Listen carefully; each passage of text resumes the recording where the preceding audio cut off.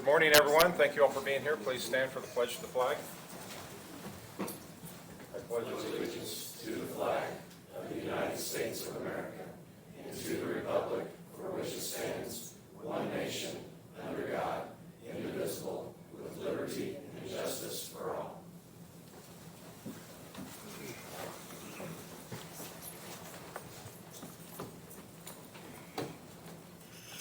All right, first thing that we need to do is approve the minutes from the July 15th meeting. Move to approve. Second. All in favor, aye. Aye.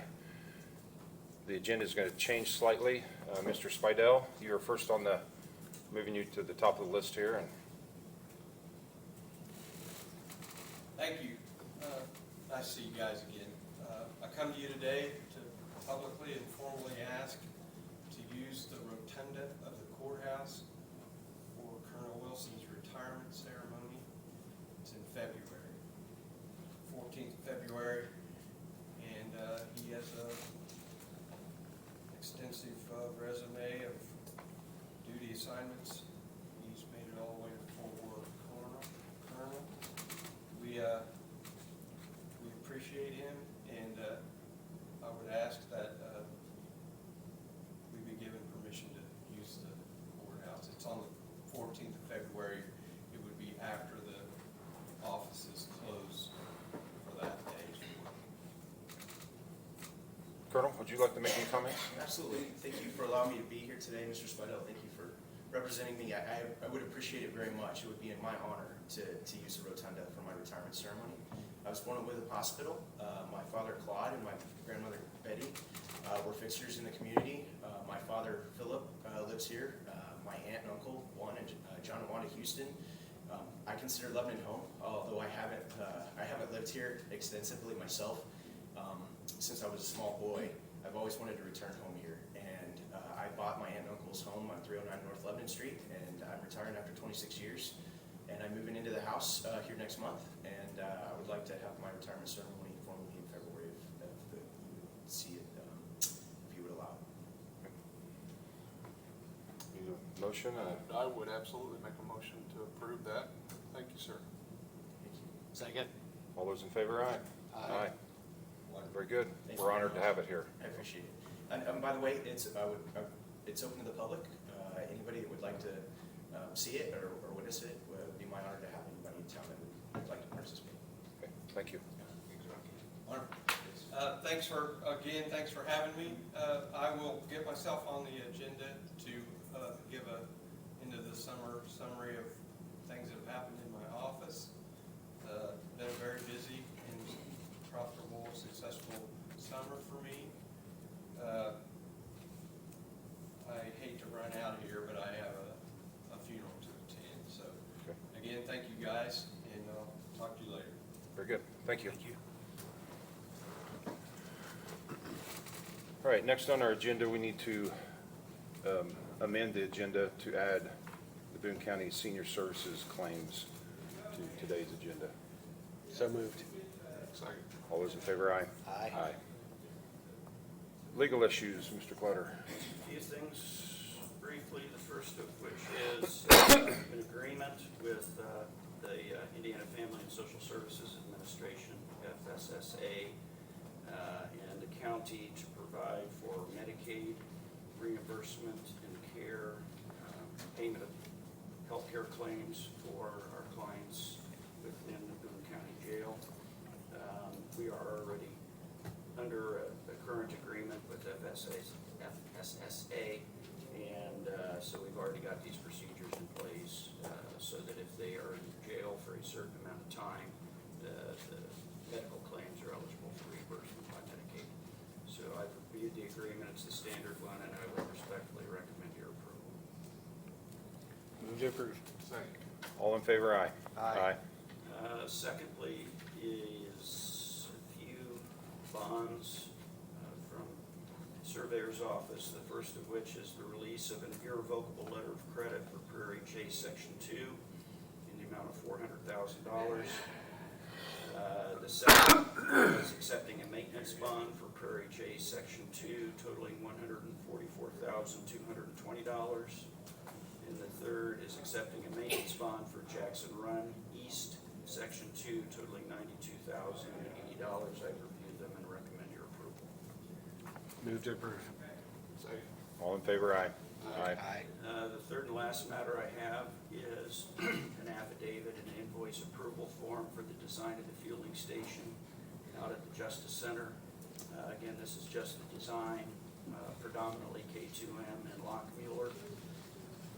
Design fees totaling $126,720, and I recommend your approval. Move to approve. Second. All in favor, aye. Aye.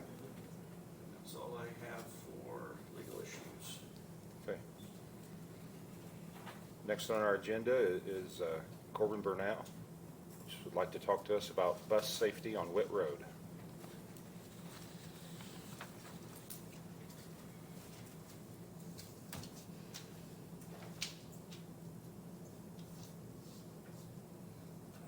Hello Commissioners, my name is Corbin, and I live at 5125 North, 150 West, on Construction Road to Eli Lilly.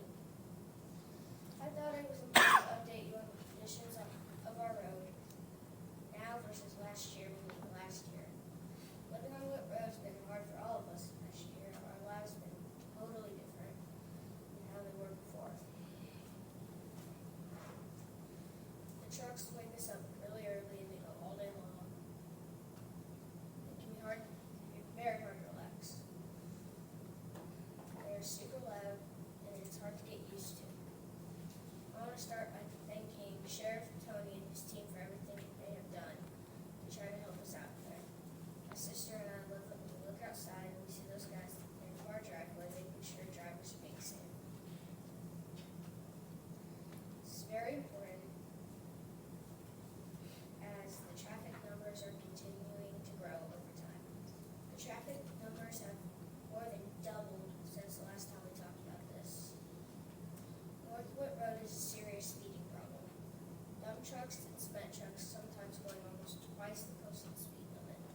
Large trucks are going too fast. They would never be able to see my school bus stopped until it was late, putting many of us kids in danger. That's a scary thought. As the numbers of trucks keep growing, I'm worried about how we can keep the school buses safe and make sure we all can get to school and back home without trouble. School starts Wednesday, and we don't have a bus driver anymore for our bus. We have one that we ride to school in the morning, and then a different one that we come home on. I ask you all to help us make sure that our road is as safe as possible starting Wednesday morning when we go back to school.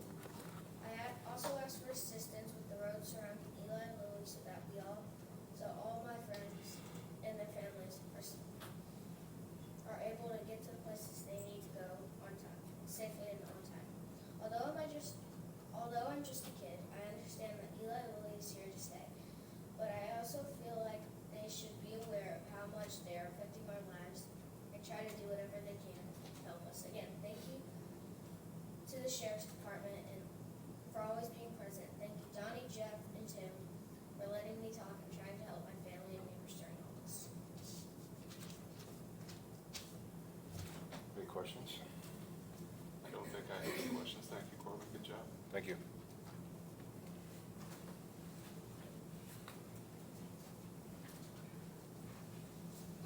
Hi, Commissioners. I'm Jeff Wagner with Floor Corporation. I'm responsible for community relations and communications on the LP1 project.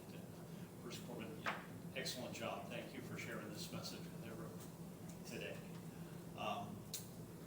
The speeds leading, drivers coming into our project and leaving our project, very much a concern for us. And while I can't explain the actions of some drivers, I can explain a little bit of the situation. We've got basically on any given day about 300 trucks are coming into our north access point.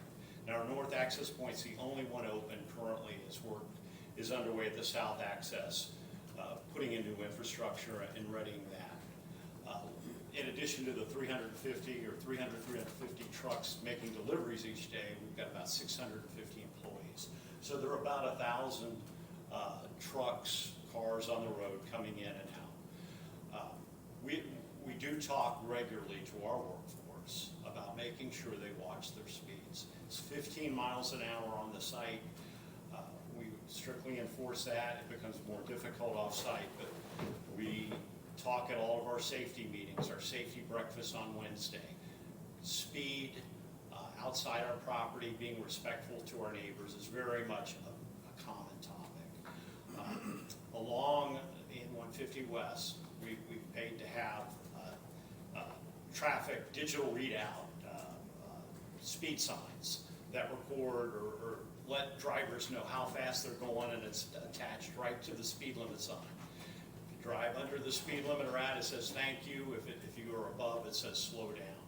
So that works with a lot of people, but some people just don't want to pay attention to that. So we are within the week expecting to have paid for by the project off-duty officers that will be patrolling this area.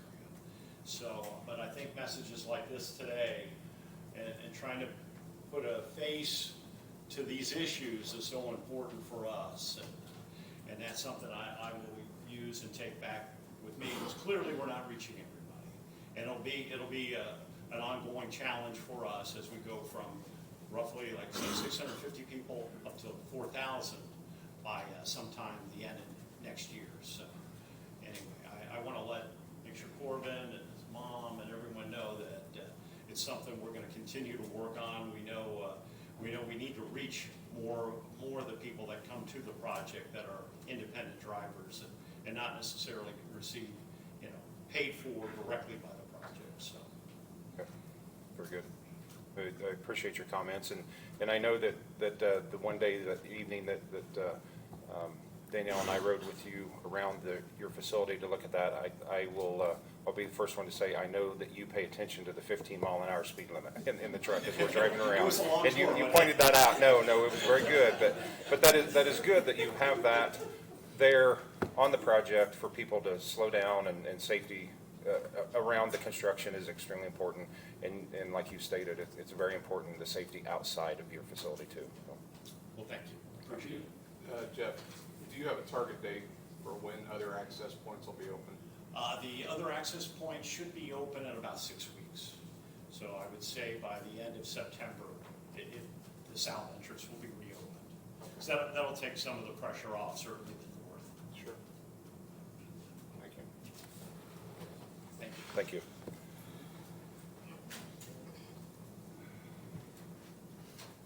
Anybody else?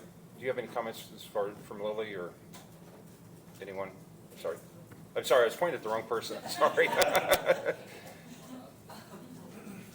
I'm Katie Reesner with Eli Lilly. I am Jeff's counterpart, and we talk daily, and we are very much, working with Floor and to make this as safe as possible. So we are definitely on board, and we are working hand in hand with Floor and the subcontractors.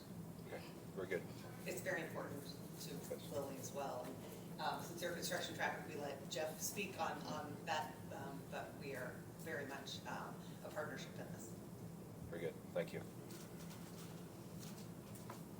Sheriff, do you have any comments you'd like to share with us? No, first of all, Corbin's great job up here speaking, but the Sheriff's Office has and will continue to have a heavy presence in the area. We have been working not only with the folks in the area, but also with Eli Lilly, and just to echo what the gentleman said that was just up here is they're going to pay off time, but they're going to pay time to off-duty officers in order to do more traffic up there as well. So it should only reinforce and show that they are trying to be proactive with the Sheriff's Office to help us help them. So thank you. Thank you.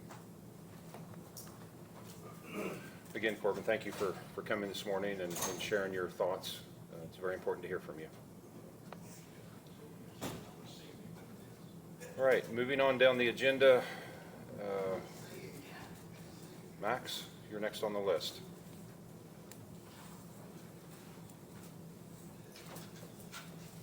Good morning. I've got a credit application with Wildman. We're looking to change our first aid vendor in all the buildings. We're currently with Cintas, and with going to Wildman, we'll have a very comparable first aid kit, same style box in all the buildings. and save probably somewhere around $250 a month by switching companies. So we're hoping to do that probably end of the month. Review the application and recommend your approval. Move to approve. Second. All those in favor, aye? Aye. Thank you. Very good. Next is this, discuss housing development and wastewater, Jamestown. Hi, my name is Louise, and I'm the clerk treasurer for the town of Jamestown. We have come here today to ask the Boone County Commissioners for help with the imperative sewer project. Jamestown wants to grow, but our current sewer plant is inadequate for growth. We currently have a 199 home housing development coming to Jamestown, and we have enough sewer capacity for 64 of those homes, and that is equal to the first phase of the development. In 2023, we did a sewer rate study and had planned for a 28% increase over a 3-year period, with the first increase of 22% in November of 2023 and a 3% increase for each year for 2 years. We have secured a $4 million loan from the Residential Infrastructure Fund. However, in order to pay the bond, we would have to raise our current residential sewer rates 62% above the 28% planned increase. That means that an average residential bill would be $144.55 just for sewer. The soft cost for this project would be around $1 million, which is not allowable cost under the RIF program. We are asking the county for $3 million, and this would allow us to cover the soft costs and buy down the user rates to a 17% increase over the planned 28% increase. It would allow us to double our current capacity and allow for future growth. We could cut this project in half and try to do it on our own, but we will be in the same situation at the end of the development.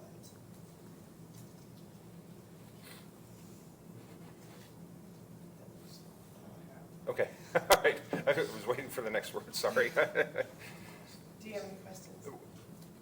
This I'm the is our- superintendent of utilities, Josh Hawkins, for the town of Jamestown. As Lori was stating, the upgrades to the sewer plant is not something we've not foreseen happening. The current wastewater, like she said, is we got a capacity of 64, and that's by IDEM's 90%. Technically, we have a little bit more room, but we have to base that on 90% of our total capacity at hand. The same thing goes for water. We'd already had, we've looked for wells and stuff like that. Our long-term plan was to build a Liston, Cook, and Citizens Water. So in about 2 more years, I'm going to have to spend another $5 million to build a 5-mile line as well on the water side. So any alleviation we can give to our customers, because we're going to have to expand it more. This 199 home subdivision is just the first one. We've got 2 others that are looking at land that is currently for sale. Not to mention, we've been contacted by a few commercial businesses wanting to build out there by the interstate as well. So, and it depends on what wants to go in out there, how much water versus how much sewer capacity is going to have to be given. So, I just wanted to put that out there for your foresight and looking at what our growing pains are going to be for a while. Understand. Thank you. Questions? The $4 million loan, I don't know who's gonna answer this question, Lori, but the $4 million loan, who's that through again? That's RIF. Residential. That's through the Indiana Finance Authority. Okay, That was part of their government money that was given to start a program. Basically, originally it was talked about when we applied for it was going to be a 0 to low interest loan where part of it could even be forgiven. Well, they decided just to go and treat it just like it's an SRF loan, state revolving fund loan. so they haven't quoted you a rate yet? Basically, I think it was like 2.5%. 2%. 2%. Do you know who you're working with? No. Do you know who you're working with down there? Sherry. Sherry.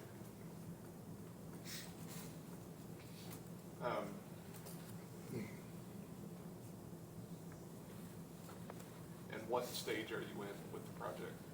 We have been in the, basically the PR version of everything. We've been going through, ours is an SBR, which is aqua aerobics. Is basically it's a package plant, so to speak. So we've got everything from aqua aerobics planned out. It is getting them to the concrete tanks, all that stuff. That design part of it is where we're at. And I apologize, my question wasn't very clear. Are you in the design stage now? Pretty much. Have you done the design already? No, we have not done the design all the way because we were in the process of getting in for the loan itself.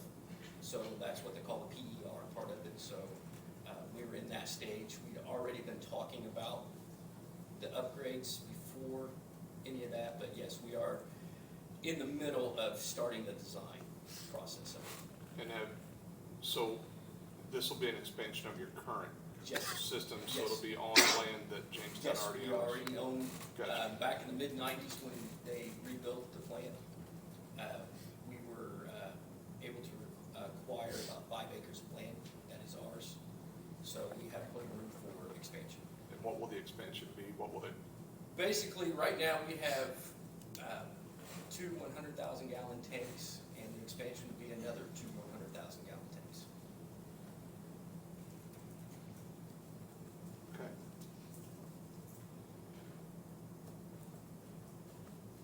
All right. I'm just trying to get No. a picture of the project in my head here. And the $1 million loan, the only way you had to pay it back, Shane, is to go to the ratepayers? Is that what? $4 million bond, it would be, we would have to go to the taxpayers. That's it. So you're not, is it a rate It's a rate. only? You're not gonna Yes. use any, like GO bonds or anything toward it either? Like general, like the tax, We cannot use that. you can't use We that? can't, with the RIF, we cannot, because they cannot actually, we can't take the future and pay for it yet, because they don't know how fast it's gonna grow. So therefore, they will not allow us to take in that as part of looking at paying it back in. Okay. Now, that does not mean later on, as the TIF district happens for that, that our RDC can't give funds back to it. It's just that we cannot, in the beginning, use that. If that makes sense. It does, yeah, yeah. Well, there's a couple of issues we have here that makes it difficult for us. We've just committed almost all the ARPA money. And so that's not an option for us. I'm not sure what the other options would be at this point in time. But when you look at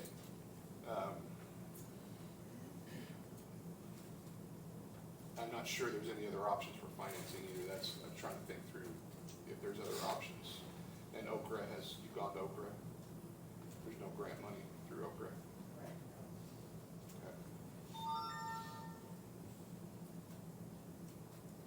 Okay. I'm not sure what we would do to help in this situation, or how we would. Appreciate your situation, though. Well, I mean, the whole county's, the rest of the county, I should say, what everybody's considered the rural part of Boone County, is starting to see that Boonetown is, Yeah, we yeah. are. I know some people have been looking at Advance, which Advance is another one of those communities that would have to grow their infrastructure quite a bit. Whereas we have that little bit of room.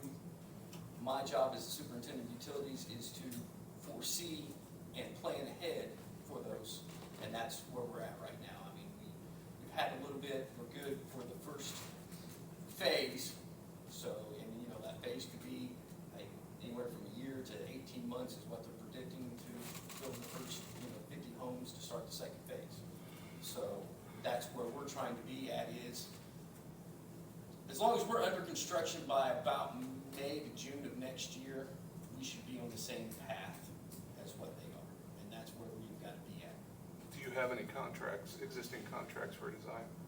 Not yet. That is actually coming up on our agenda here this month or next month. But you will have them, We will have to. I mean, we have to be able to,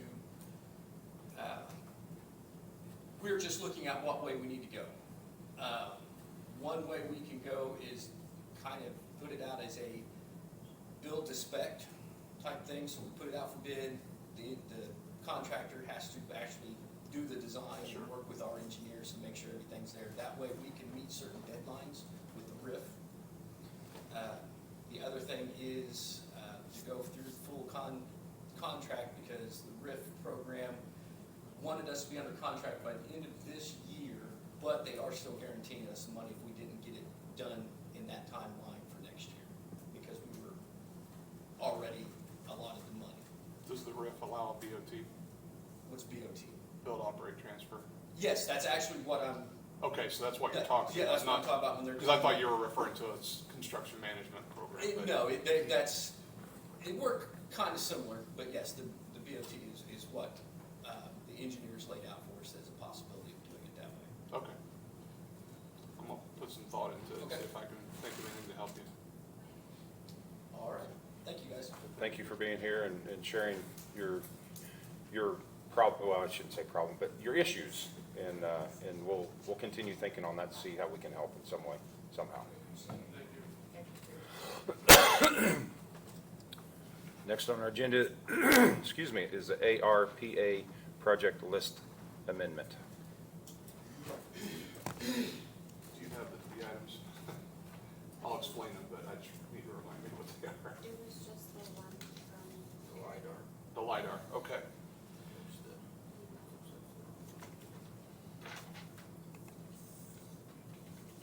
LiDAR readings for the overflight. Yeah. So, what this is we have a flyover every so many years. This contract would be for GIS updates and this LiDAR flyover. And we can upgrade the quality with this. It only happens every, I think it's 3 years, is that right, Kate? Yeah, every 3 years. We haven't had one for like 6. Yeah. Yeah, it's been a while. So it just allows them to put the contours in on the GIS as well, which are really important when it comes to development of road projects. Okay, engineers look at that. Yeah, and the total is 67,960,81. So that's the proposal for some of the remaining ARPA. We only had $200,000 left. Questions? Not many questions, makes a lot of sense to me. It's a buy-up program through the state. Yeah. They're already doing it anyway, so Yeah. I would move to approve. Second. All those in favor, aye. Aye. All right, Mr. Parr, you're next on the list. You weren't, I was looking for you over there. You weren't. Got here late.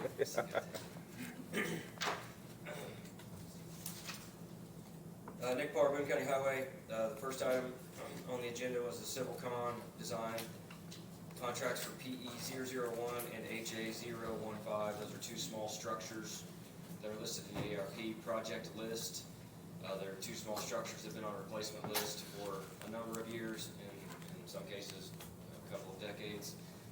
So this is an agreement for CivilCon to help with hydraulic sizing, create plan details, quantities, and get permits for the replacement of the two small structures.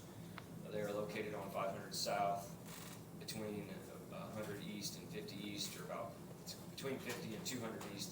They're along that belt ditch where the surveyor's office is going to be doing some dredging, and we're going to be replacing a bridge within the next couple of years on Bridge 162. So this ditch meanders across 50 and 500 South in multiple locations. I've reviewed the agreement, recommend your approval. Move to approve. Second. All in favor, aye. Aye. The next item that's listed on the agenda was to add a new cellular data line to the Verizon plan. We obtained a new tablet that we use for collecting data, and it needs cellular service in order to connect to the cloud-based programs to store the information, collecting the points that we will be collecting for or finding on utilities and our structures as we go through doing a light survey on some of them, and as utilities are installed, and as we locate utilities for our own projects, we'll be able to collect that information. We need this tablet to do so. Questions? Move to approve. Second. All in favor, aye. Aye.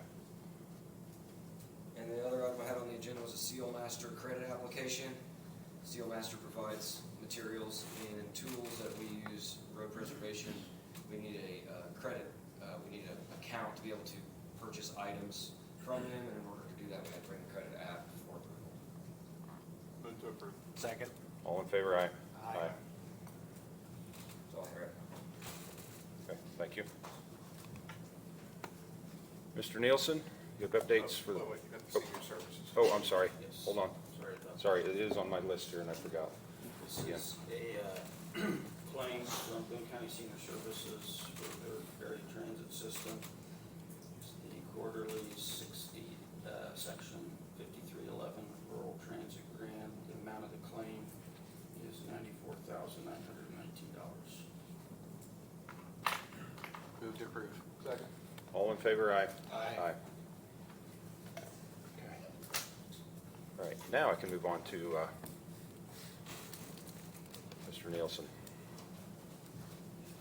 Good morning, Commissioners. Mike Nielsen, Project Manager. Just a few updates on some of the projects that I'm working on.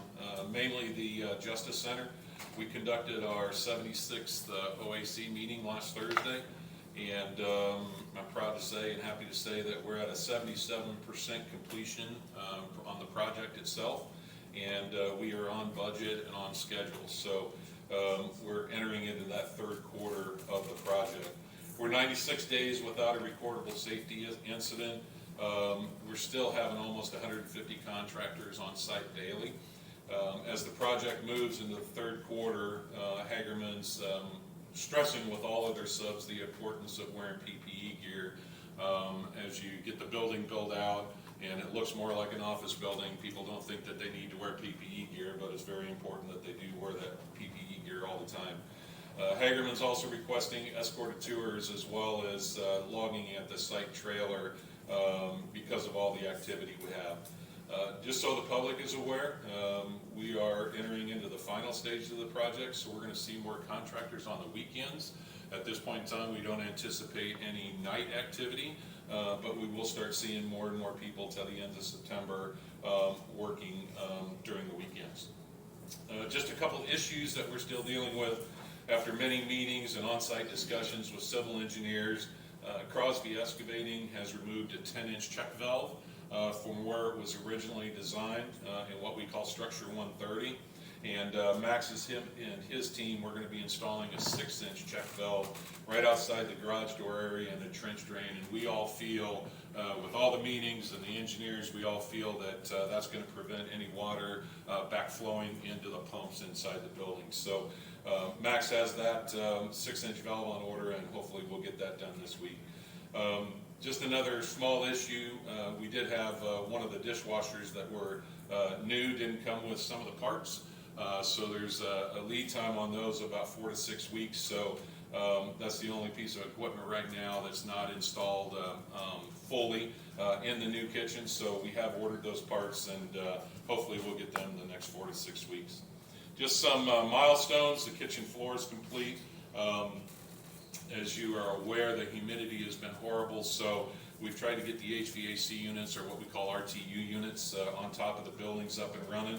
We do have 2 of those up and running now, which is helping us with the humidity inside the building. The infirmary floor is completed. The kitchen cooking equipment and prepping equipment has been installed. Unit E, which is the new mental health housing unit. The masonry veneer has been installed. Exterior windows in both building A and building B have been installed, and then all of the commercial doors have been installed in the basement of level B for the community corrections. We're also working with, going to be working with the county health department to do a soft walkthrough of the kitchen, trying to make sure that we've adhered to all of the regulations that the health department has before that kitchen area is turned over to the sheriff's office. The elevator in Building B, just some milestones that we'll be working on this week. That'll be here this week, and we'll start installing that. Unit B upper level flooring starts this week as well. We're continuing with all the lighting in the buildings. The Unit E interior masonry has started last week, and that'll continue through this week. We feel that we can finish that up this week. Upper level A painting is to start this week in the sheriff's administration. Max is working, or going to be working with BCSO on the shooting ranges about building up the backstops and the berms on those ranges. We wanted to do that from the very beginning of the project. And we continue to work on power to the lift station and sanitary lines so we can get that final sanitary hookup and start using it. From a utility standpoint, we'll work on connecting the city sewer and sanitary in the next few weeks. And we are on permanent power in most of the buildings now. There's going to be a time when Max is going to work with the sheriff's office. We're going to have to shut down the main power of the whole facility for about 8 hours. But we'll run that on generator, as well as we'll have a backup generator and extra fuel on staff to do that. And Max will work with the sheriff's office to get that done. Other two projects, Time Clock Plus. One of the issues that we have with Time Clock Plus is just trying to figure out this straight time versus overtime and how that worked. There was a letter that was drafted on July 18th to Auditor Crum. That has not been sent yet. I think that's in the commissioner's lap to decide when to send that. Once that's done, we can finalize that particular project. NeoGov just kind of got put on hold because we have found out that maybe it's not going to get funded for next year, so we're just kind of on hold to whether or not that's going to get funded. Any questions that I can entertain? No, I'll just make a comment. Michael Nance isn't here, is he? Anyway. Thank you. I went out the other morning and walked with Michael Nance and DOC, and they were really impressed with the plan for the building and pretty excited to see what it will allow us to do here. So it was nice to hear that positive feedback from Indiana Department of Corrections.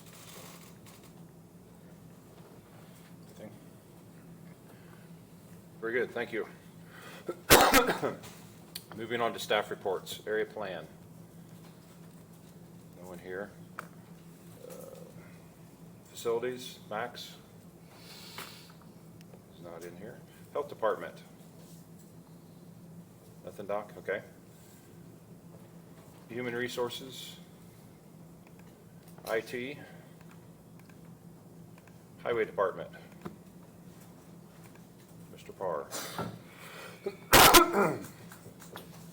A few items for consideration today. The first one is ratification of the letter of support that was previously executed at the July 1st meeting for the community crossings application. During the process of submitting the application, we received feedback that NDOT had roads named differently than we did. In spite of them being incorrect, it doesn't really matter. We have to change the funding letter to match their nomenclature and road numbers and names that have never existed in Boone County on their maps. So we can apply for those to be changed on their maps, but it doesn't happen in time to be able to get the application submitted. So we had to change a few items on the front page to match their words and requesting ratification of that letter of support. This was issued on July 1st, originally for the cutoff date, but as Nick mentioned, we had to make a couple minor changes to match NDOT specs, I guess, for lack of a better term. So I would recommend your ratification. Move to ratify. Second. All those in favor, aye. Aye.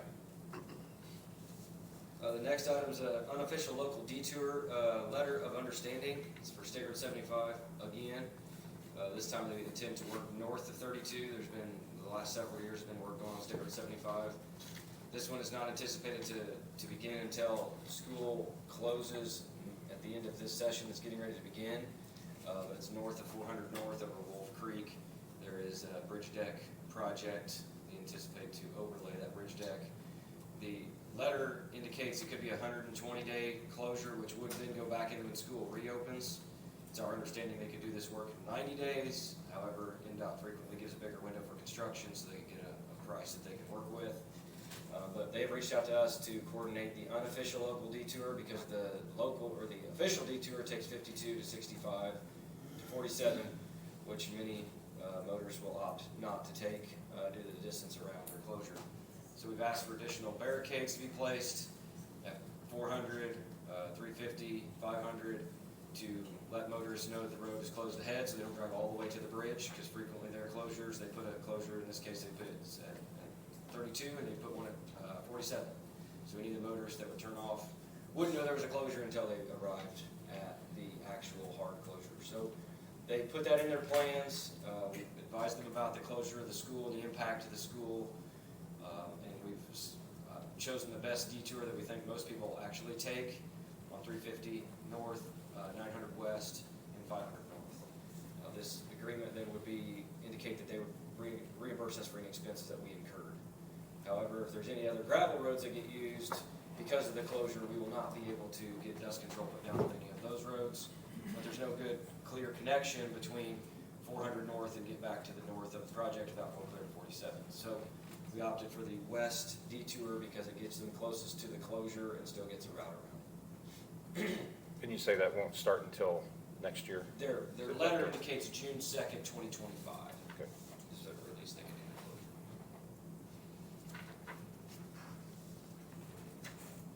Recommend your approval. Move to approve. Second. All in favor, aye? Aye. The next item is for projects 2024-16 and 17, which are replacement of small structures JA005 and JA027. So those are both structures in Jackson Township. They are structures that have been on the replacement list for a number of years. They've been included in the ARP list of projects to be for funding. This would be for the hydraulic sizing, plan details, quantities that would be required to get them to bid. We're planning to get these to bid in early November of this year. With the other small structures that we're working on, this is for a USI authorization to proceed with that work. They'll also be doing permitting that is required. Questions? Move to approve. Second. All in favor, aye? Aye.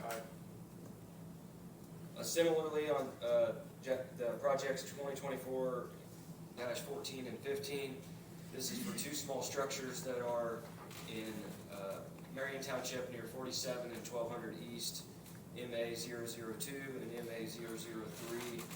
These are currently two steel pipes that have been on the replacement list. We had to do some additional look at the downstream impacts, ensuring that we're not going to have a negative impact on any other properties downstream of these two structures. It's our understanding they need to be enlarged to facilitate the amount of water that flows through them currently.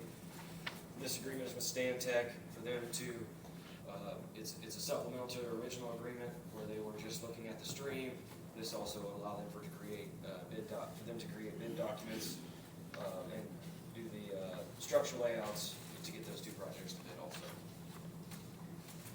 Move to approve. Second. All those in favor, aye? Aye. Aye. On project 2024-02, which is resurfacing in various townships, it's an ongoing project, resurfacing various roads. This is change order 1. This removes a quantity, or several quantities that were found not to be needed, major wedging that was not needed to be done on the road that was originally bid. We were able to add another road to replace that, a small section of road that needed to be resurfaced. The total reduces the original contract amount by $57,410.34. Move to approve. Second. All in favor, aye? Aye. The next one's kind of coming late in the week. I didn't have a lot of opportunity to get everything lined up for this meeting. The chip and seal equipment, so we have a chip spreader that was purchased in 2020 that we've been using for the last 3 years. Started this year with it and have had issues getting it to operate properly and get the parts. The manufacturer and the local distributor, neither one could find the right parts or get us the right parts. It's been going on for a couple of months. We're running out of good weather days to be able to get our chip seal program completed. And been working with Montgomery County. They reached out to us, heard about our issues, and offered to let us borrow their chip spreader. And it would be at no cost. And I didn't have to make a reminder because they remember very vividly that their buildings burnt down in 2016 and burned all their dump trucks up, and we were able to loan them dump trucks so they could continue to function. And they, we'll be returning the favor with a similar agreement that they would be letting us use it. Anything that we break, we would have to fix. They're going to have it in good condition for us to be able to use. As early as Wednesday of this week, they're working on that agreement. Reach out to Bob to find out if that was feasible. He could work with their attorney. Sounds like that they can get something taken care of there so we can get an agreement in place where we can get that chip spreader and still get our chip sealing done this year. Yeah, the Montgomery County attorney is my partner, Dan Taylor, and we did a similar agreement when you guys loaned them dump trucks. Do you remember it when their barn burned down for 3 or 4 months? I can't remember how many trucks we loaned, 3. Yeah, I think it was 2 or 3 trucks. Several other counties had a truck available. Yeah. Our trucks weren't the finest quality, but we were able to give them something to get by until they were able to get new trucks purchased. Yeah, so Dan and I will work on a similar agreement, no cost, and obviously we're responsible for any damages, but outside of that, it's a generous offer from us. Can we approve it subject to your approval and have Donnie sign on That's that? what we'd like to do, if you don't mind, and we'll have Donnie sign it once Dan and I get it worked out, but it's a short form agreement. Get that cranked out pretty quickly. It's these kinds of agreements between counties that have really saved the day for a lot of counties. We helped out Montgomery County, we helped out Huntington County when they had trouble, and now somebody's coming. This is the kind of thing that makes county government work. So I would move to approve this subject to the final review of Bob and Donnie, with Donnie signing on behalf of the board. Second. All those in favor, aye. Aye. There's 2 quotes that were signed since the last meeting. The one's for Siler, geospatial. That's for some items we need for collecting the data. These were ARP items that were originally approved in the original list. And then the task order for more fiber to be constructed in the rural fiber project. This was task order 47, so those are part of the packet also. Along those same lines, there is continued issues with the rural broadband installer. We've tried to get everything ironed out. We've had to stop work to prevent future and continued issues. We're now receiving many calls from the public wanting their rural fiber be installed, and the rural fiber installers telling them it's our fault, that they're not allowed to install. And then just as much as last week, they were out again, burying fiber a couple inches deep across gravel roads. After months and months and months of trying to work through all this, we want to move forward with some kind of ordinance violations, and it's my understanding that needs to go through the county commissioners on their letterhead to be able to submit those violations. We're running out of options of, this is what you need to do and how. Every time we bring it up, oh yeah, sorry about that, we'll send an email, we'll get our subs to stop. Many people want their internet, we don't disagree, we want to get it, this to be done, but the internet's going to get installed and immediately going to get removed.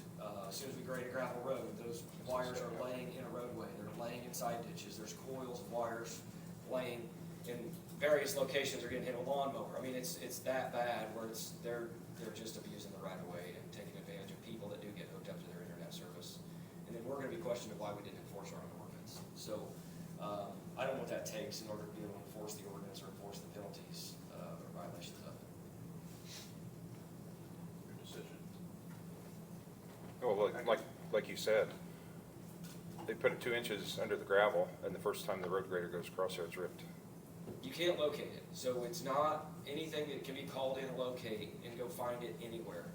They're doing walk behind trenchers, and they're putting it in a side ditch, they're running it across the road. And many of the people that want the internet think that all it takes is getting it hooked up. They got a bore underneath the road, but they have to do it like everybody else has to do it. They have to do it to protect the infrastructure, to protect the right of way. So public's getting frustrated with it, we're frustrated with it. obviously, you know, the provider, I think, is frustrated with it. I don't know how we move forward. We've got to get them back to work, but we've got to do it according to the ordinance and the permit requirements. I agree. If you want, I can work with Nick and his team on putting together a letter. So the ordinance spells out how and how much each violation would be, so we could. With all the violations they've got, it could be a really big number. I don't recommend you do that, but you gotta get their attention. So we could write a letter with a start date for those. That's, our intent is not to go backwards. We're just looking at last week. Like, we've told you, it's in emails, we've got documentation, we've had numerous meetings. You know, right now, it's like, okay, we've reached the point if there has to be something that, and how we go about that, I think that's open for, you know, interpretation of that ordinance. It can be such a substantial fine that, you know, it would probably never get paid. But for the most recent ones, like, we've got to find something. Well, my recommendation is we do that letter detailing how much the fine total would be if we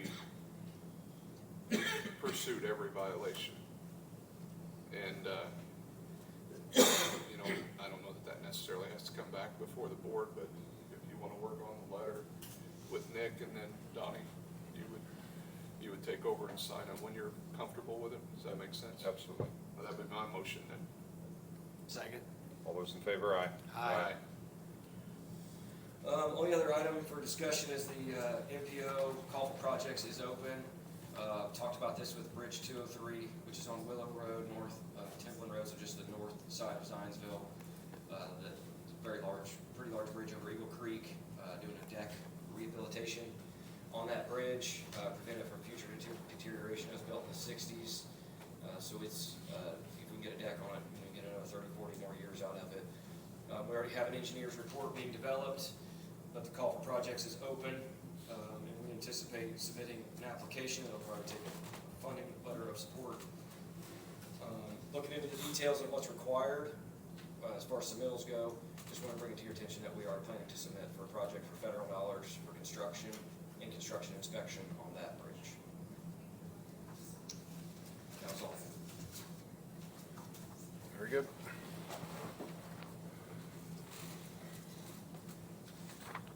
Get back to the agenda, sorry. All right. Elected officials.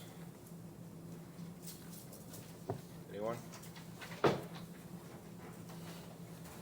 Hearing none. Public comment. I'll be right back. Okay.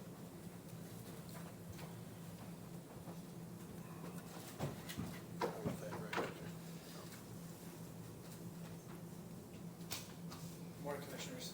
Morning. I have some comments this morning, probably take about 10 minutes. So I wanted to offer any other public comment before I begin. If anyone else has anything. So should I wait for Commissioner Wolf? No, go ahead. Okay. So thanks for your time this morning. I'm here firstly in regards to that notice that was sent to all the commissioners and other officials last week. This notice is one of many notices that have been sent to the commissioners starting back in September of 2023 regarding many of the issues, not unironically, that people were just talking about today. Heretofore, I think only one commissioner has responded to these notices, to my knowledge. Not all the notices, but to some of the notices that we've presented. At this point, you've received 500 or more notices from citizens of Boone County. But some of these notices are on issues like election integrity. They're issues that kind of are about the Justice Center, the LEAP project, HAMA money, economic development. It falls in the category of like providing the internet, for example. The Morrisons have been fighting it in the LEAP project. Here the internet is like, has anyone considered that maybe the internet is not something the government should provide to people? Like when I think about it, I think that it's very likely that the first time they scrape over that gravel road 5 years from now, people are probably going to be getting their internet in a different way. It may not be by broadband. It could be by Starlink or satellites or whatever, but there will be different technology, and these are the problems we run into when government takes on responsibilities that they shouldn't. The Jamestown issue is another example of that. If the local, it's happening in Clinton County too right now, in Boone County, that the government is taking on responsibilities that they should not be taking on, like LEAP project or economic development or other things like that. Housing federal prisoners, for example, something they probably shouldn't be doing here in Boone County. And then the sewage lines are not taken care of. It's happening in Clinton County as well right now, as they become dilapidated as the local governments focus on things that are far sexier, like the LEAP project, and less sexier, which is the innate, inherent, fundamental responsibilities that our governments should be taking, should be doing right here. So I want to just address those few things, because you said you put some thought into it, Commissioner Wolf, about addressing the sewage issue, and like you said, we're all out of that money. So I did a quick search because I don't know what ARPA money is, but if anyone doesn't know what that money is, it's coronavirus money that is to be used. It's the America Rescue Plan Act, ARPA, to deliver $350 billion to state, territory, local, and tribal governments across the country to support their response and recovery from COVID-19. So they're still talking about using COVID money for, federal money that comes with strings attached in our community. I don't really understand that, why we're still doing that, but nonetheless, here we are. So I'm here to read this this notice to you, and the reason I have to do it, Commissioners, and again, I thank you very much for your time, because the government closest to the people is the one that we can talk to and air our grievances and get our grievances addressed, and you're the only body here in Boone County that I'm aware of, that we've tried to access, that allows us to talk, that you ask us questions, you listen intently, and you hear our grievances. It wasn't that long ago, a couple months ago, I stood right here in front of the election board, and they refused. This just goes to show, they refused to hear public comment. So our election board in Boone County will not listen to grievances of the people. It got so bad that they actually stood up and left the room as I was there. They tried to get the bailiff to remove me from this room because we had some things. I want to talk about these notices, about these issues. But they have established rules and codes that don't allow us to have public comment in a very important part of our governing body. It just goes to show the fundamental difference between how public officials think about how to govern today and the people think. When they leave the room, they think, well, we're the full authority and we're in charge. So when we leave the room, a meeting can't happen. In fact, I laughed at that. Like, you can leave. This is our government. We're the people. You guys can leave if you want, and we will continue to do business here. And that's a mindset shift that I am really working hard in my own personal life to get people to understand. And despite that, and despite being here and leading a lot of these notices and signing them and talking in front of you, again, I appreciate your time. I haven't had one person, and running for Congress, for example, an accusation of which it was leveled against me that I was only here because of running for office. This is not the case. But none of those elected, or those board members have reached out to me, have called me, have offered to meet with us to air or to address some of the grievances that we have. So as a result, I'm sorry to say that you guys and the public here has to listen to what we have to say, because it's not being done in the proper format, because they're not allowing us in that format to discuss this. So that being said, this notice was sent to you, the county commissioners, the Indiana Election Commission, the House of Representatives, Indiana State Senate, the Attorney General, and the Supreme Court of Indiana and the United States. So I'm going to read it, and I'll read it quickly, and if you don't understand any of these words, or this is confusing to you, I encourage you to look these words up if you need to. It's not that far away from you. You have your dictionary at the palm of your hand. So I, Charles Bookwalter, one of the people, as seen in the Indiana Constitution, Article 1, Section 1, Republican informed, sui juris, do serve you, Boone County Election Board members, Rebecca McClure, Lisa Bruder, Brian Jones, Indiana Secretary of State Dio Morales, this notice by necessity that you provide immediate due care. Please take notice that the people have come together and assembled in order to examine the vitally important issues regarding the failure of government servants and their attorneys to teach or use fundamental law and how it affects carrying out obligations of government servants to conduct lawful elections. And please take further notice that, and let me, before I continue, interrupt. Caleb, did you have this notice that you can pull up for everyone to read? It's easier to read along instead of listening to me going. And please take further notice that the people began to put the Supreme Court of the United States on notice, as well as Jim Jordan and other congressional members, and it is our duty under the constitutionally supported concept of creating an atmosphere wherein the people instruct government in a frequent recurrence to fundamental principles. And you can see the maxims below that I will address here. These maxims are referenced from a selection of maxims of law by Charles A. Wiseman. First maxim of law, 51Q, a frequent recurrence to fundamental principles and a firm adherence to justice and original law are indispensably necessary to preserve the blessings of liberty and good government.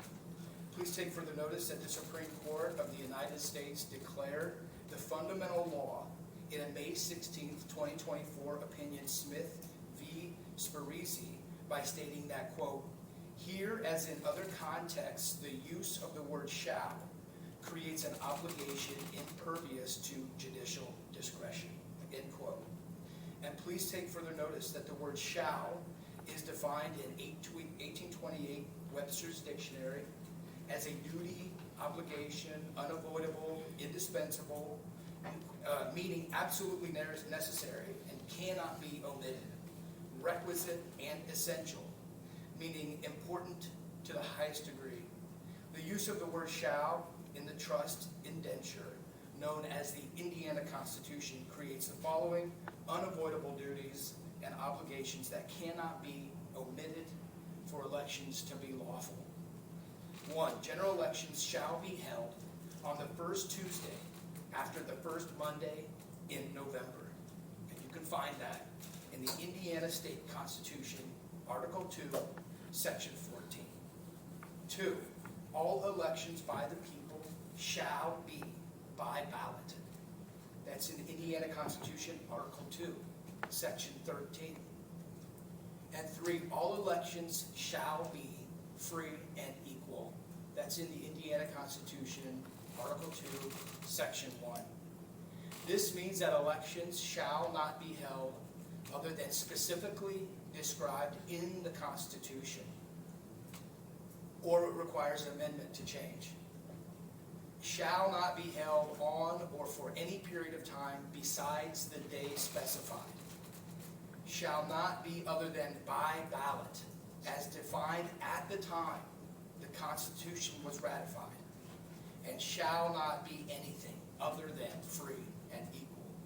Please take further notice that the Supreme Court of the United States declared the fundamental law in a June 23rd, 2022 opinion, New York State Rifle and Pistol Association, Inc., et al., v. Boone, Superintendent of New York State Police, et al., that the constitutions mean what they mean at the time of ratification by making multiple references in its opinion to the plain text of the constitutions, tradition, and history. What it refers to as a historical analysis, and by stating the Constitution's meaning, is fixed according to the understandings of those who ratified it. And by citing a prior June 26, 28 opinion, District of Columbia v. Heller, where the court stated, quote, constitutional rights are enshrined with the scope that they were understood to have been when the people adopted them, whether or not future legislatures or even future judges think that scope too broad, end quote. And I noticed Mr. Clutter is reading. Are you reading the document that we have provided here? Do we need to provide any more for anyone else to read? No, I'm listening to you. Oh, you're not reading the document that I'm reading?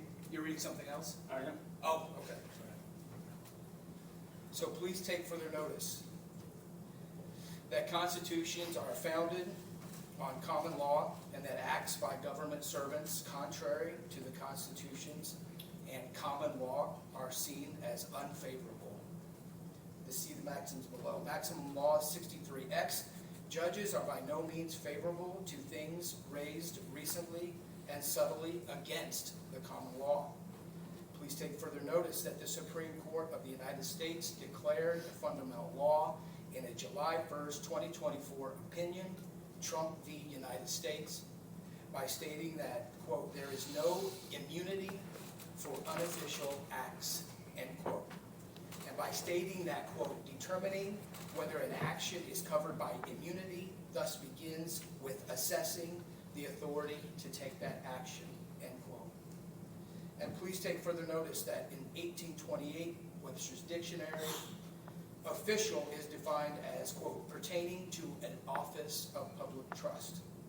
The people are aware that even when following an enactment of the legislature, there is no immunity for actions taken by government servants against the people's guaranteed and reserved rights or without the expressed authority delegated by the people in a public trust, known as constitutions. And when the government servants act outside the limits of their delegated authority, those actions are null and void, and they can be held individually liable as they are not acting within their official capacity. See evidence below. And that also goes for public officials that just listen to an attorney for their advice and not the Constitution. Maximum law 52D, permission is a license to do a thing or authority to do an act without such authority would have been unlawful. Please take further note that the Supreme Court of the United States declared the fundamental law in a February 24th, 1803 opinion, Marbury v. Madison, by stating that, quote, a law repugnant to the Constitution is void, and that courts, as well as other departments, are bound by that instrument, end quote. So I ask you, gentlemen, can you, and the election board, can you show me where there's ever been a situation where an enactment of the legislature supersedes the Constitution? Please take further note that secretaries of states from 6 states, including Indiana, issued a joint statement on July 18th, not long ago, 2024, on election integrity, opposing federalization of state election processes. In that joint statement, the secretaries of state said that, quote, no votes should ever be accepted or counted that are derived from outside the laws as passed by an official act of each state's legislature. You can see our Constitution in the beginning, what I said about the laws regarding our elections. The people are aware that for elections to be performed in accordance with official acts and to be eligible for acceptance or counting, they must be free and equal elections, as the Indiana Constitution secures, which means the elections are on one day, use paper ballots, hand count the ballots, and only have mail-in ballots for people physically unable to vote on election day, such as physically handicapped or deployed military.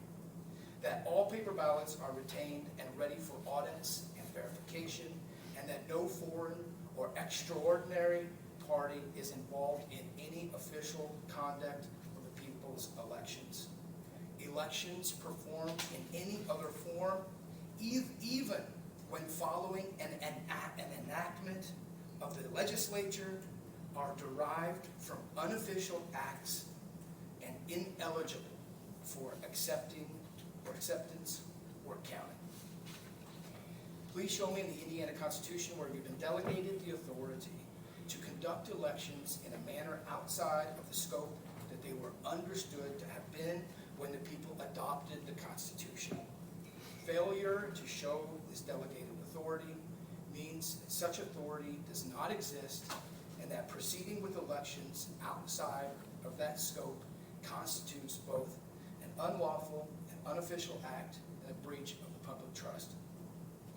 Please take final notice that for nearly the past year, the people have served many notices to you and other government servants concerning lawful elections being performed exactly as specified in your employment contract, the Indiana Constitution, to which you have voluntarily agreed by way of sworn oath as a condition of receiving such employment. You are also obligated by sworn oath to follow lawful instructions from the people.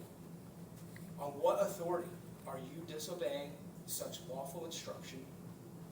Did you agree to the Constitution? And by the way, I took this same oath. Many in this room have taken this oath. It's important to many of us. Did you agree to the Constitution when you took the job and swore an oath, and you just changed your mind, and so now you're breaking your oath? Or did you not know what you swore to, and you did so negligently, and you should not be in the office that you now hold? My constitutionally sound wish, order, and demand, which you are bound by oath to follow, unless you can prove by way of sworn affidavit that I have misconstrued the Indiana Constitution or the maxims of law, is that you immediately and without further delay provide remedy to the people by restoring free and equal elections as secured by the Indiana Constitution. If you disagree with any of the information or claims in this notice, or if you claim to have been delegated the authority to ignore the people's instruction pursuant to the Constitution and maxims of law, please now, within 10 days, where you were delegated the constitutional authority, or agree by acquiescence all statements in this notice to be truth and fact. Any response from an attorney not directly addressed by this notice can be considered a non-response. All responses not sworn under penalty of perjury are non-responses. If remedy, as instructed, is not given, the people to whom you swore an oath will recognize as being done purposefully, with full knowledge, intent, and malice. No court shall be able to rehear this matter, but it shall stand as evidence, truth, and law in all courts of record. This notice is sent in the peace of love of Christ Jesus, that you will give due care to the people who hold all political power. That's the notice. I want to make sure it was on public record that we read it. For many that may not understand it or don't understand exactly why we're doing these notices, it is because we don't have access, like I said, to some of these governing bodies. They exclude us, they don't listen to us, and they say that there's no public comment. And so this is our peaceable way to address local government and to have the government address our grievances. Moreover, and importantly, and it may sound that this wording is slightly harsh, the reason that the wording is as such is that when the time comes to hold elected officials accountable, we have a track record of proving that we have been notifying the elected officials and the attorneys and everyone associated with maladministration of our government. You have been notified.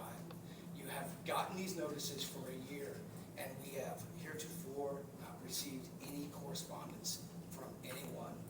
And when the time comes, we will be using these notices to hold those people accountable. So unless there's any questions, again, I appreciate your time and the opportunity to hear the few of us out here that are taking the time to be involved in the government and share our grievances with the way this government is being administered, or in some cases, in many cases, maladministered. Questions? I don't have any questions, just a quick comment. I mean, we've gotten several notices, well, we've gotten a lot of notices in the past year. We've gotten several notices over the past couple months, which I had mentioned that I would comment on. One of the issues that I wanted to kind of compare this to is the delegate, or the election for lieutenant governor that we just had in June. Comparing that to the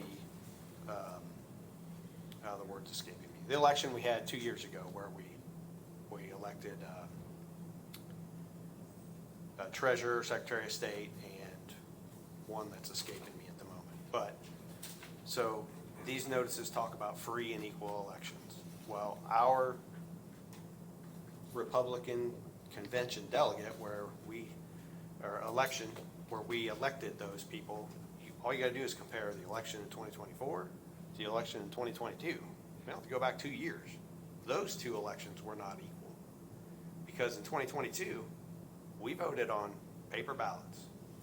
They were counted by tabulator, but we voted on paper ballots. In 2024, we voted on machines that printed out a paper ticket, and then it was counted by tabulator. There were 40, if I counted correctly, there were 40 election machines there, and about 6 tabulators. And the fees for, to pay, to participate in that election went up $50 from 2022 to 2024. So what that showed me was a couple things. Number one,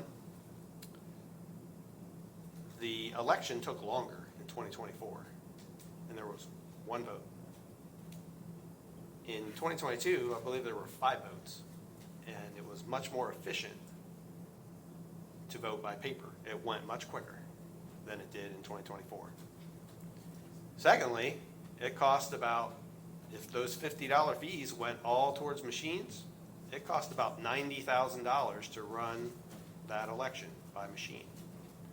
I don't know what it cost in 2022, but it wasn't $90,000.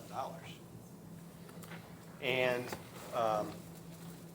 the third thing is that there were 1,800-ish delegates that voted in one day. Guess how big a precinct is? Smaller than that. So now just a couple comments about this notice. Sorry, may I interrupt? Are you, sorry, I think it's it. Mr. Byer, are you speaking on behalf of yourself, or are you speaking on behalf of, as your commissioner position? So if you're speaking on behalf of yourself, I'm going to request that you come down here and speak on the public. But if you're speaking I'm responding to people who are sending me But are you notices. responding as a commissioner, so you're on tap with them, or are you responding as Tim Byer, voter? I'm responding to people who are sending me notices. So you're responding as a commissioner. If you're responding as a commissioner, I have 0 issues with you sitting there. If you're responding as Tim Byer, I have the knowledge that's speaking on behalf of Tim Byer, the voter, I expect you to come down to the public podium and speak. I have people that have sent me notices. I'm sitting here responding to the notices. I'm not even sure what the point of your question Is is. this a request as, is this a request from you as the clerk? Or is this, you are a private citizen that knows something about this process that you're asking him to come here? Correct. This is me as the clerk, Lisa Bruder as the clerk, speaking at the public forum, requesting how you're responding. Are you responding on behalf as a commissioner? And if so, please feel free to state it. If you're not, I'm requesting that you come to the podium and speak as Tim Byer. There's 2 different power levels. Okay. Are you trying to influence There on behalf of the elected official? There are 2 different power levels. You're correct. Yeah. The people, as I've explained in many meetings, after getting these notices and as the people have informed us, the people have all political power. We work for the people. We don't work for the state government or the federal government, or we don't take an oath. For example, we don't take an oath to the statutes that, let me finish and then you can speak. Okay? And you've stood at this podium acknowledging that people, that the elections belong to the people. Correct? You have. Yes. Okay. And we represent, the election board represents the election process and us the people. But that's not the scenario. The scenario is if you're speaking as Tim Byer, the commissioner, I encourage you to stay there. If you're not, come on down to the public podium. Do not influence the people as Tim Byer, the commissioner. And then my next thing is in 2022 that you want to talk about, I encourage you to resign if you think it was that bad of an election, because you were voted in on election machines. You had zero issue. Did the people serve us notices in For the 2022? record, this was my notice, and I brought up nothing about this. I brought up what is explicitly written in the Constitution, which is that we will have one day, and there has been no amendment to the Constitution to change, that it is going to be on the first Tuesday after the first Monday in November, and that will be done by ballots as it was defined at the time in 1828, the founding of the Constitution and the state constitution, that a ballot is a slip of paper. That's what the definition of ballot is. That's merely what I'm bringing up here, is the constitutionality of this. And I would like to bring up some of the ballot too. You stated 500, we've had over 500 notices. Out of those 500, the first 200, multiple. We received Mr. Broach's wife, Mr. Broach's family, every single time. You, your family. Mr. Broach is your wife, a Boone County resident? She's an individual separate from myself, yes. Okay. Right, yeah. Yeah. But I'm just saying, Does your oath change based on how many people send in notices? I'm sorry, what? Does your oath change based on how many people send you notices? No, my oath is to serve the people that elected me, the people that elected you and I, and it was a machine. Does your oath, did you take an oath to the statutes or to the Constitution? Yes, I did take an oath. To the statutes or the Constitution? To the Constitution. But you don't get to pick and choose what you want. That's right, you don't. You can gun at me. It's clear, I have people who have sent me emails, And back are and they forth, sending back them and to you forth, as the commissioner, or as back Tim and Meyer? forth. Why can't you address that? I am responding to people who hired me and are telling me, and you and others, of what is being done wrong. It's not wrong. It's in your theory. But what theory? You guys want to go to the legislature. This is such a waste of time. You guys aren't going to the proper channels. The legislature's copied on it. So- Notices have been sent to the But it's always- legislature. In it's the always- notice that I read there, it explicitly states, and this is what Marbury Madison is, this is what the Kentucky, Virginia resolutions also stated under Thomas Jefferson, that it doesn't matter what a legislature passes. If it's unconstitutional, it doesn't matter. And that's the misunderstanding that we have here, is that a legislator can go in and they can pass a bill. If it is unconstitutional, it is our duty and right to not adhere to that, to not follow that law. It's bad law, and it should not be adhered to. And when we talk, and she brought up the point about picking and choosing regulations or federal whatever, this is precisely what is happening right now with the secretaries of states, as they say that they don't want to be hampered with federal government involvement in state elections, yet they take HABA money every single year. That only makes this possible is the money. It's all about the federal money. We sit here and debate how much money we're going to take from the federal government every single meeting. That's all we talk about, is how much federal government money we're going to get. ARPA money, READY money, READY grants, all this federal money. So when we want it, when it's good and the money's available, we do not adhere to our constitutional principles. When it's bad, then 6 secretaries of state are like, oh, you guys can't interfere in the elections. That's not your responsibility. The federal government's not allowed to do that. But when it comes to taking money, they'll take all the money and the strings attached that come with it.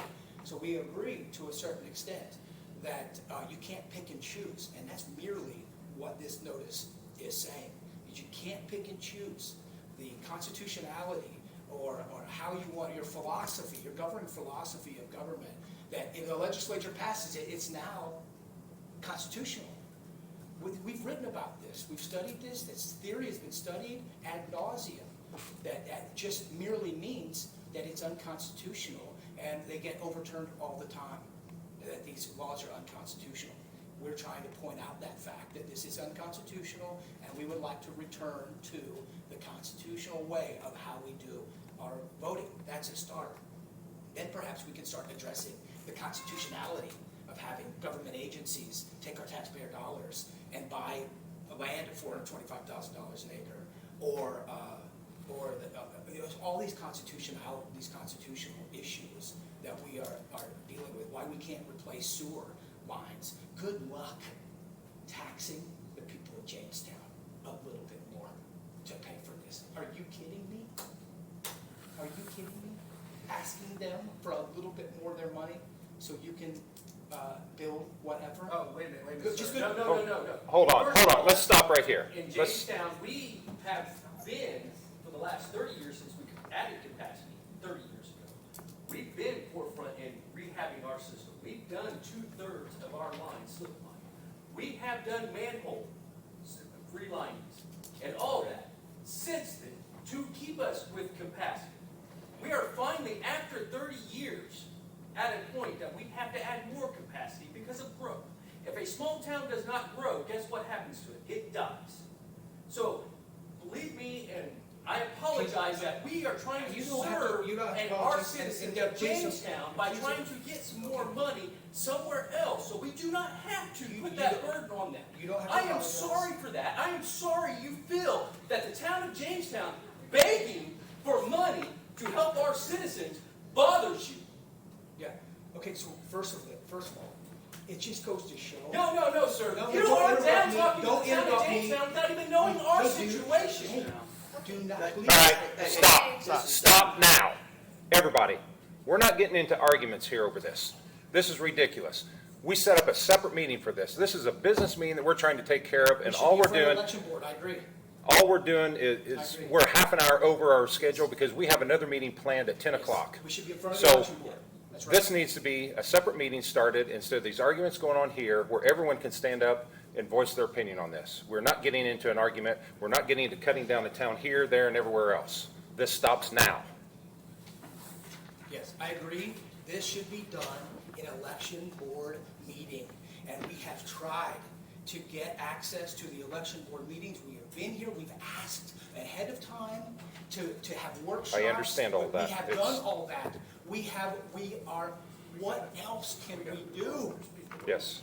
All right, But, we're done. okay, but I just want to say. Last comment. Last comment.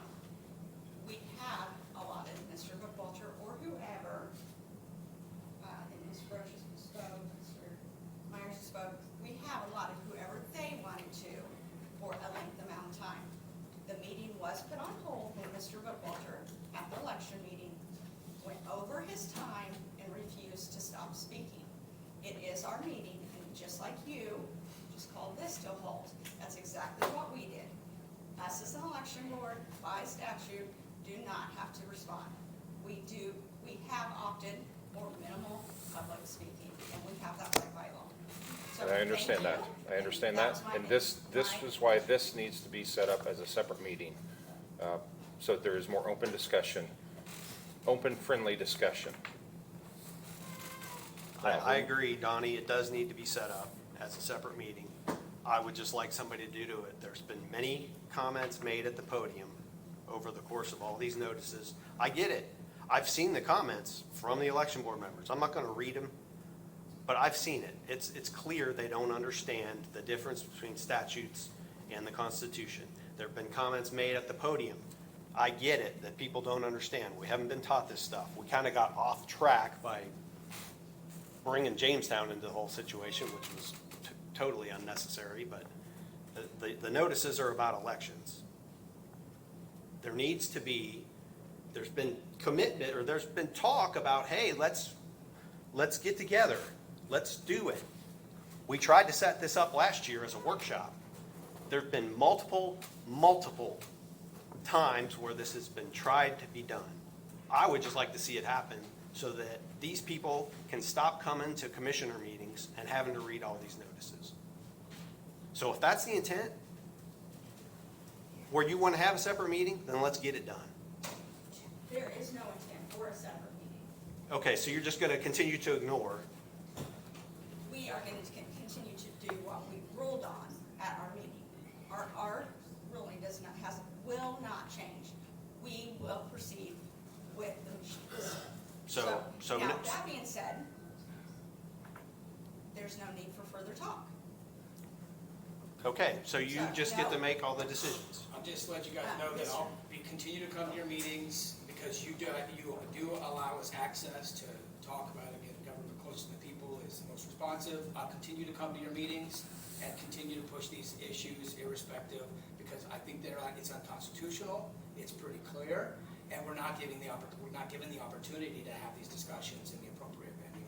I understand. And I will advise you that I will not be coming to these meetings because, as you all are aware, you do not have the right to make any ruling on the election board, and it's actually a very wasteful time on behalf of everybody here. Thank you for your comments. But thank you very much.